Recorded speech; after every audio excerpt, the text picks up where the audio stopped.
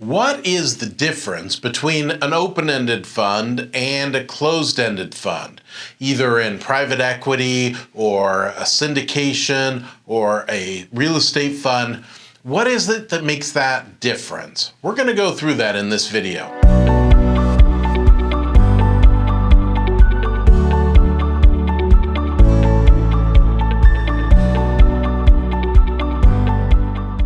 Let's talk about the difference between an open-ended fund and a closed-ended fund. Now, first, a caveat. I don't mean the difference between a fund and a syndication.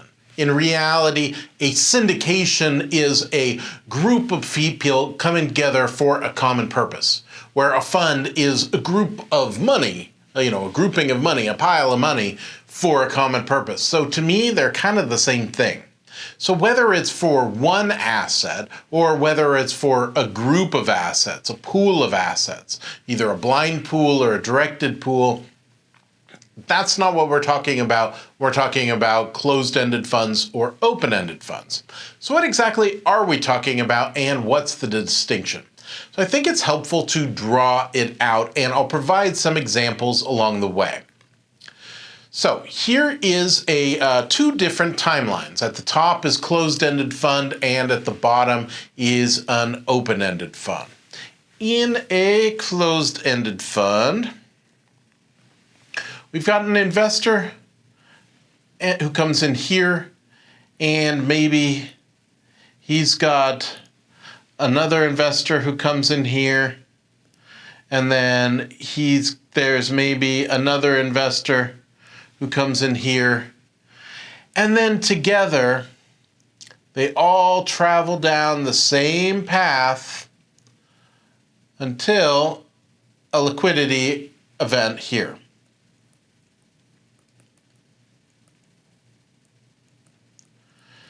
And maybe there's different payouts and there's different things along the way.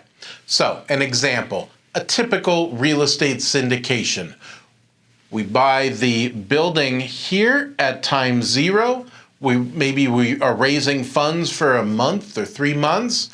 Then we all travel down this path until it's time to sell the property. Sell the property, divide the proceeds. Maybe along the way we're paying little distributions here and there.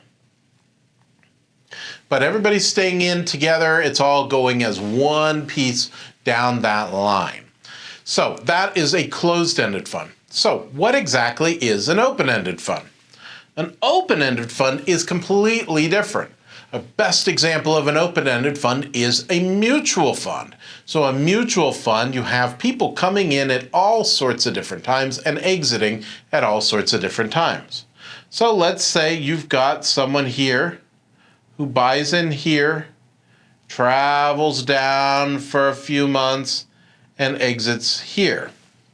And then maybe there is another person who comes in here, travels down, and exits here. Totally different. And then maybe there is a third person who comes in here and travels down and then exits here. So you've got these different entry and exit points. The difference, obviously, is that hold period. So what the challenge of an open-ended fund oftentimes is determining what we call net asset value. Net asset value is the price. Think of it as the price per share. So for a mutual fund, maybe this time it starts at $100 a unit, a share. Maybe it's risen to 110. And then maybe it's gone to 120. Maybe it falls back down to 115 and then 105. But then it skyrockets back up to 130. At any given point, you could see what the profits are. So for this blue line, you can see he bought in at 100 and he's exiting at 105. So he has a gain of 5. Where the green has bought in at 110 and exit at 130. They have a gain of 20. The red guy, though, he lost 5. He bought in at 120 and it went down to 115. So he lost 5. So, but we know at any given point what everybody has, and everybody is treated the same. But what if this was not a mutual fund? What if this was a property or a portfolio of properties? So there is a property bought here, a property bought here, a property bought here, and this one sold here, this one was held all the way to here, this one was exchanged into this one, which was sold here. How are you going to figure out what sort of values the blue guy gets, the green guy gets, or the red guy gets? It's very challenging.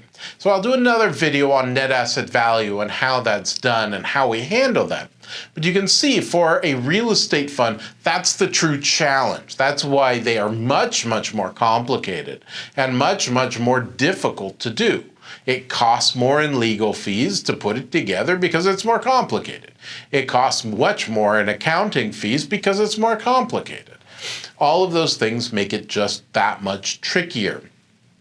So I hope this makes it clear what the difference between a closed-ended fund is and an open-ended fund.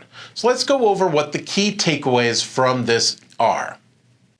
First, open-ended funds in private equity allow investors to enter and exit positions freely.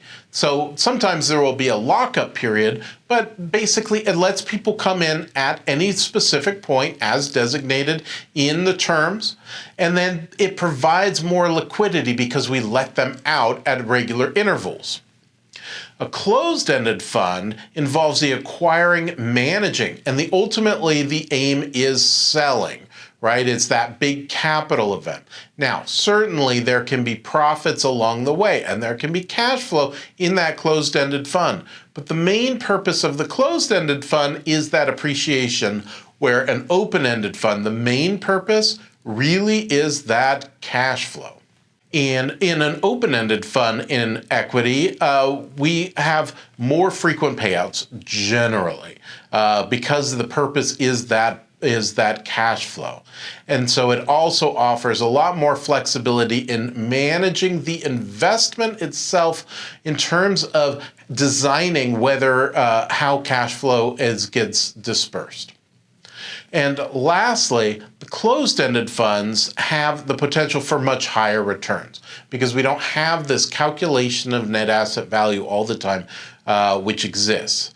So open-ended funds, on the other hand, they provide a lot more stability because people can come and go as they want, and it gives that liquidity.